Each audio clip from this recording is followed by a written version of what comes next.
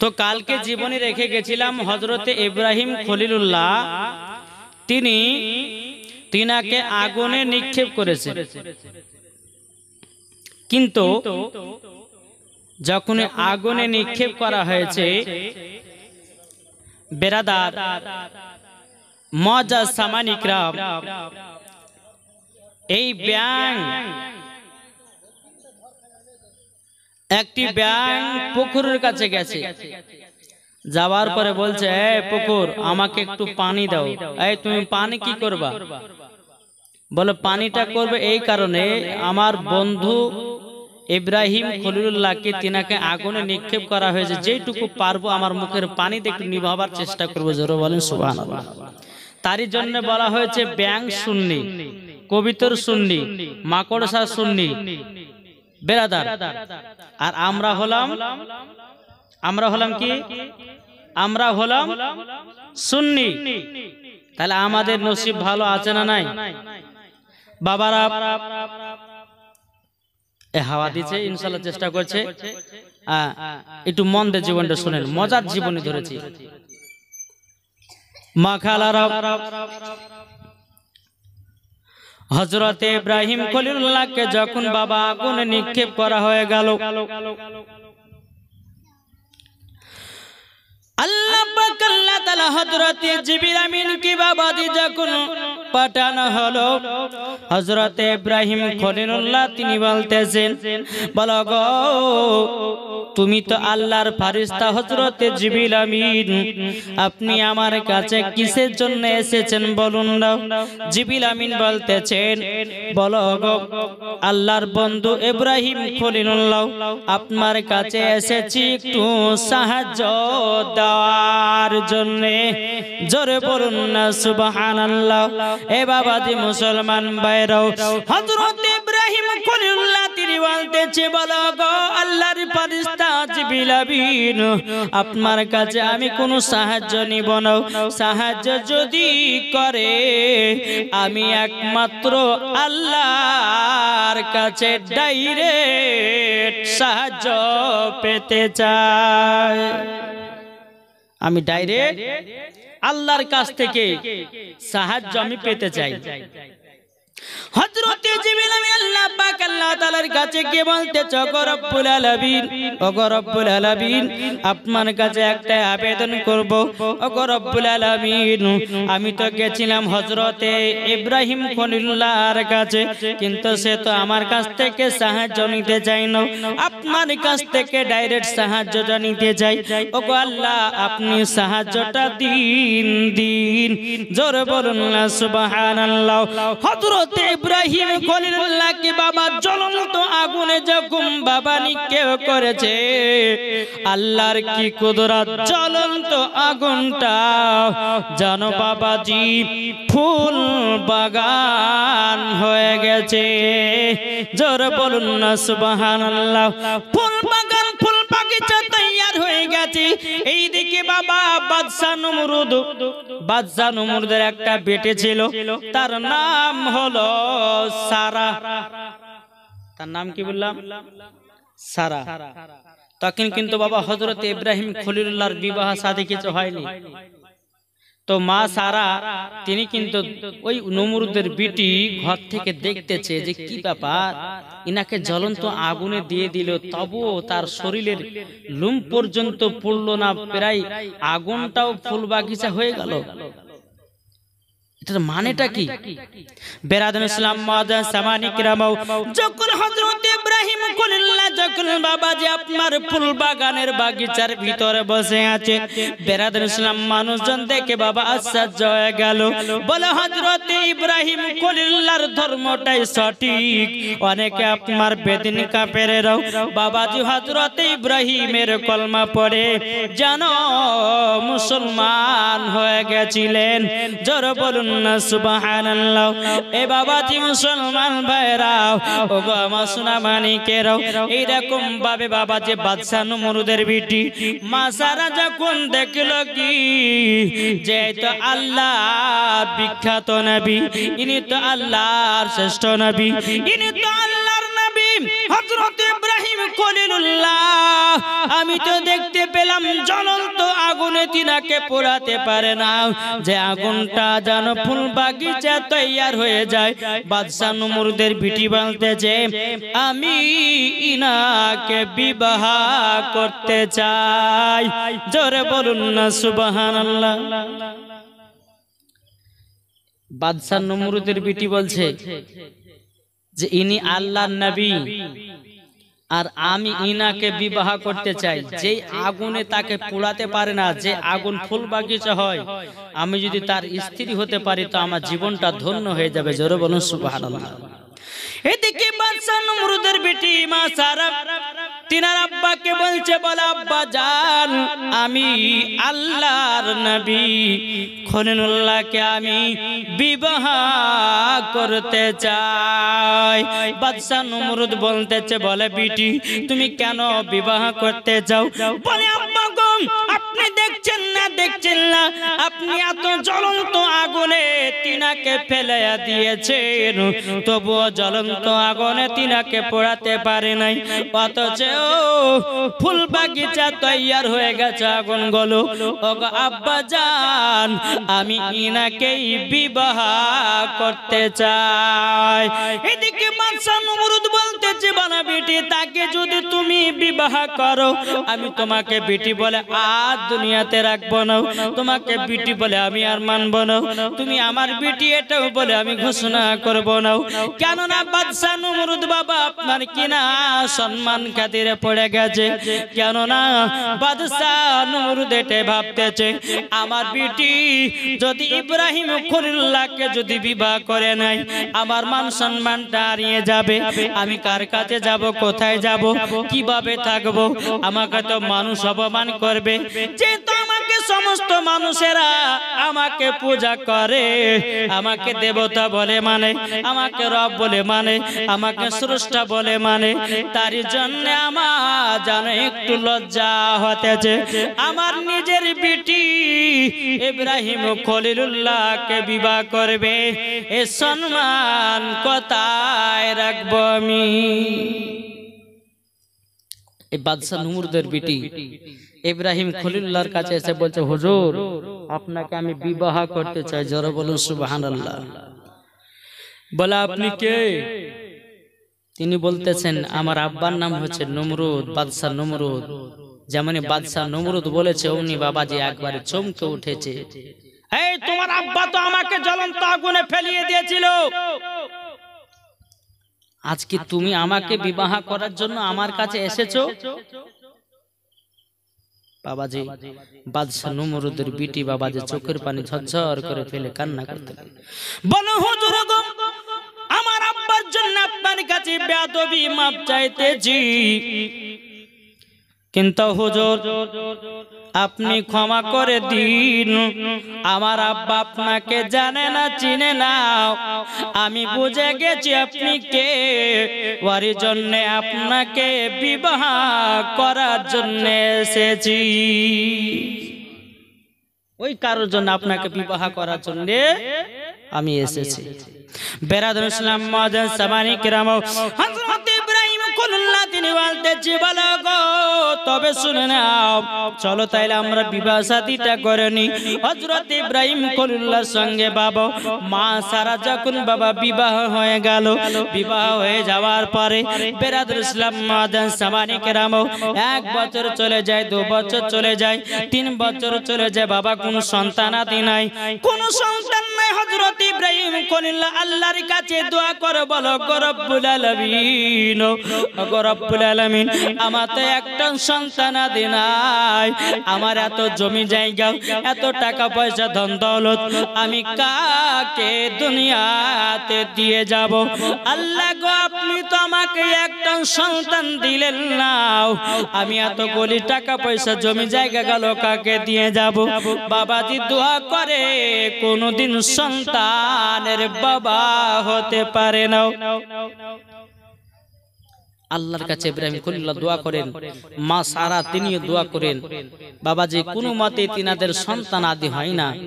বেরাদার ইসলাম মুআজ্জাজ সামানি কিরাম, এই রকম ভাবে নিয়ে যখন অনেক বছর যখন বাবা কেটে গেল, কোনো রকমের সন্তান নাই, কোনো রকমের সন্তান আদি নাই, কি করা যায়, কি করা যায়।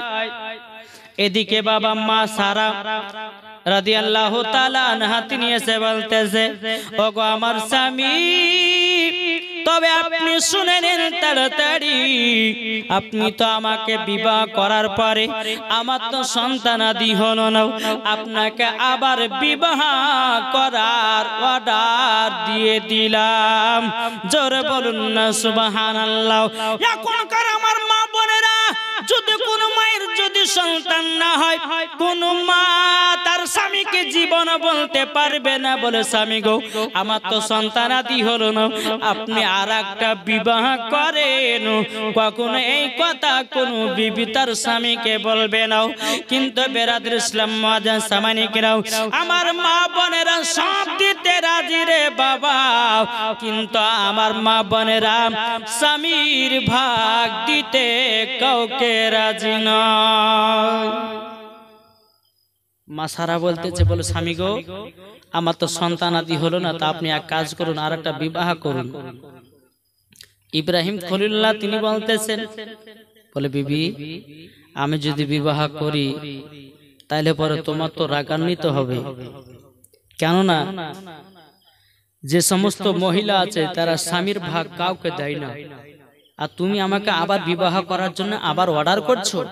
বলে স্বামী গো কেউ তো চাই না স্বামীর ভাগ দিতে, কিন্তু গো আমার স্বামী আমাদের এত টাকা পয়সা ধন দৌলত আছে, এই টাকা পয়সা ধন দৌলত জমি জায়গা গুলো আমি কোথায় কাকে দিয়ে যাবেন, বলে আমি আর একটা বিবাহের অর্ডার করে দিলাম, আর একটা বিবাহ করতে আমি বলে দিলাম। কিন্তু বেরাদার ইসলাম মুআজ্জাজ সামানি কিরাম, এদিকে হযরত ইব্রাহিম খলিলুল্লাহ তিনি বলতেছে, বলো গো আমার বিবি সারা, তবে শুনে নাও আমি বিবাহ করতে পারবো না, তুমি যদি একটা আমাকে মেয়ে দেখে বিবাহ দিয়ে দাও তবে আমি বিবাহ করতে রাজি। জোরে বলুন না সুবহানাল্লাহ। আমি বিবাহ করতে রাজি আছি। বেরাদর ইসলাম মুআজ্জাজ সামানি কিরাম, এদিকে মা সারা তিনি বাবাজি একটা মহিলা খোঁজার জন্য বাবা বেরিয়ে গেছেন, কোনো মতে মহিলা পায় না। আর এদিকে বাবাজি একজন মহিলা ছিল, তার নাম হলো হযরতে মা হাজেরা। তার নাম কি? মা হাজেরা। এ মা হাজেরা কে ছিলেন জানেন? দেখতে খুব সুন্দর, গরিব ঘরের মেয়ে। আর ওই মা হাজেরার এলাকাতে একটা বদ চরিত্রের একজন বাদশা ছিল। সুন্দর সুন্দরী মেয়েগুলো আপনার দেখলে পরে এই বদ চরিত্রের বাদশা ওই সুন্দরী মেয়েগুলোকে ধরে নিয়েছে তার সর্বনাশ করত। মা হাজেরা যে গ্রামে আছেন ওই গ্রামের বাদশা একদিন হঠাৎ করে মা হাজেরাকে দেখে নিল। এদিকে মা সারা কিন্তু একটা মহিলা খুঁজছে, আর এদিকে মা হাজেরা বাদশা দেখেছে, বাদশার কিন্তু নজর লেগে গেছে যে একে যেমন করে হোক আমার বাড়িতে একে নিয়ে আসতেই হবে। বেরাদার এই বাদশা বলতেছে, গো হাজেরা তবে শুনে নাও, এ হাজেরা তবে শুনে নাও, তোমাকে একটা আমি কথা বলে দিই। বলে কি কথা?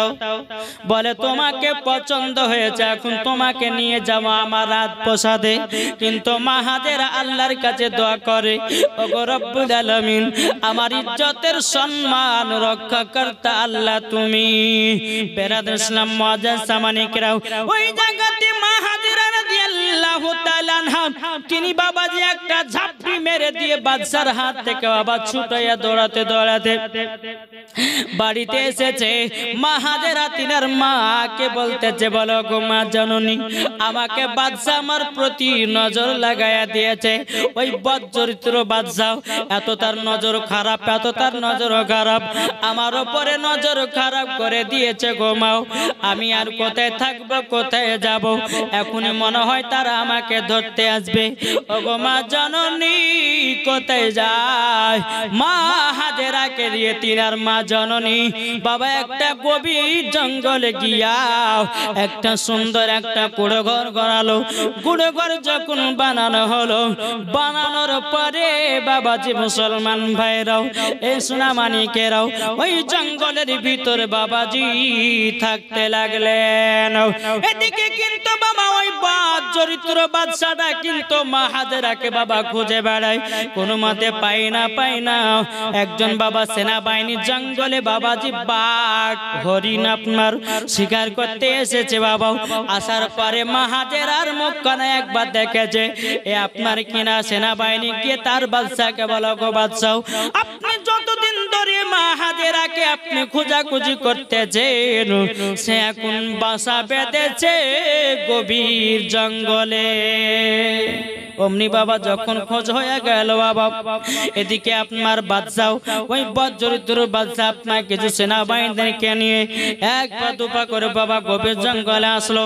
গভীর জঙ্গলে যখন আসা তিনার মা বলতে, চগো বিটি হাজেরা, মনে হয় বাদশারা খোঁজ খবর পেয়ে গেছে।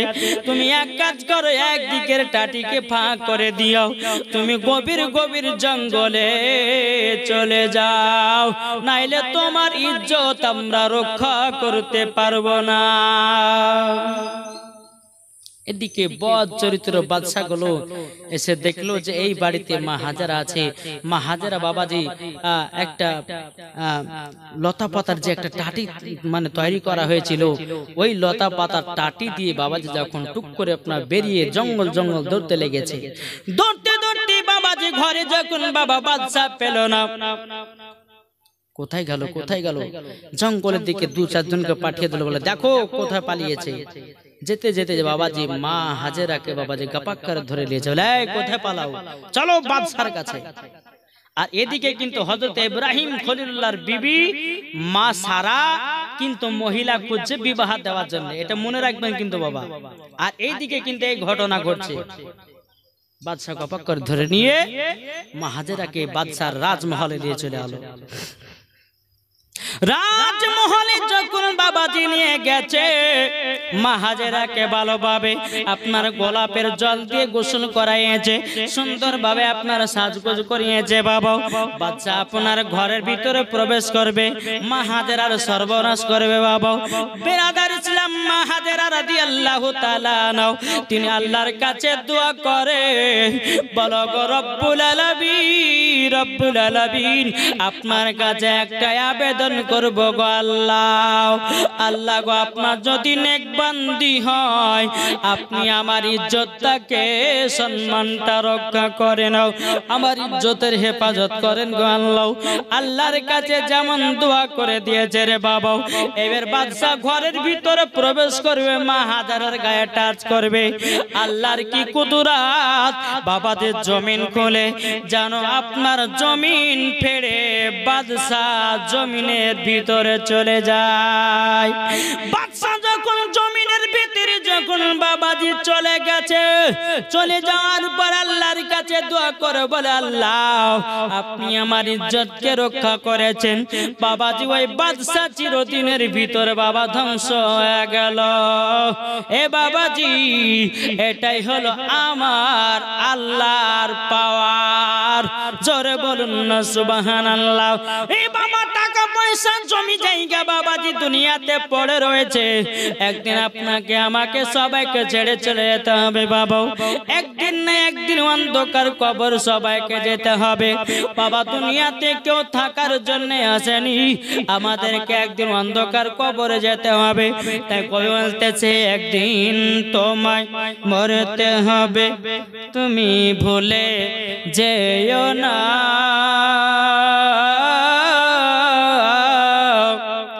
হবে মাটির বিছানা গো তোমার আসল ঠিকানা। জোরে বলুন সুবহানাল্লাহ। হবে মাটির বিছানা গো তোমার আসল ঠিকানা। একদিন তোমায় মরতে হবে, তুমি ভুলে যেও না। হবে মাটির বিছানা গো তোমার আসল ঠিকানা। ইজরাইল ফেরেশতা যেদিন হাজির হবে সে, চল ছাতরে যতি কর জানবে রবে শেষে। খোদার কাছে করবে দোয়া, খোদার কাছে করবে দোয়া মুমিন মুমিনা। একদিন তোমায় মরতে হবে, তুমি ভুলে যেও না। হবে মাটির বিছানা গো তোমার আসল ঠিকানা। আপন জনের কান্না যদি সবই শুনতে পাবে, বুক পড়বে তো মুখ পড়বে না, কেমনে জবাব দেবে। আপন জনের কান্না যদি সবই শুনতে পাবে, বুক পড়বে তো মুখ পড়বে না, কেমনে জবাব দেবে। কি করে বুঝাব তোমায়, কি করে বুঝাব তোমায় মনের বেদনা।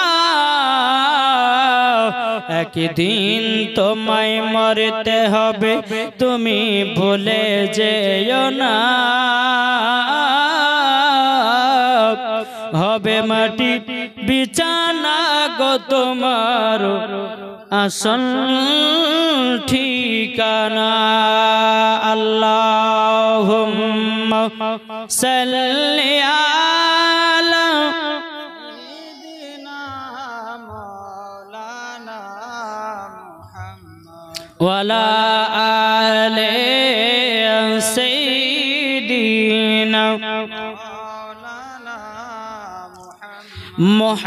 মুহাম্মদ সাল্লাল্লাহু আলা মুহাম্মাদিন সাল্লাল্লাহু মুহাম্মদ হরদম জবান কালো পাক নামে মুহাম্মদ হরদম জবান সে লিখলো সফিয়ানা মুহাম্মদ সাল্লাল্লাহু তাআলা আলাইহি সাল্লাম। বাবাজি যখন মা হাজেরা রাদিয়াল্লাহু তাআলা আনহা ওইলাম আপনার বদমাস বাদশার কাছ থেকে যখন রেহাই পেল, টুক টুক টুক টুক করে বাবা রাস্তা দিয়ে মা হাজেরা চলছে, এদিকে মা সারা কিন্তু বাবা যে মেয়ে খোঁজার জন্য যাচ্ছে।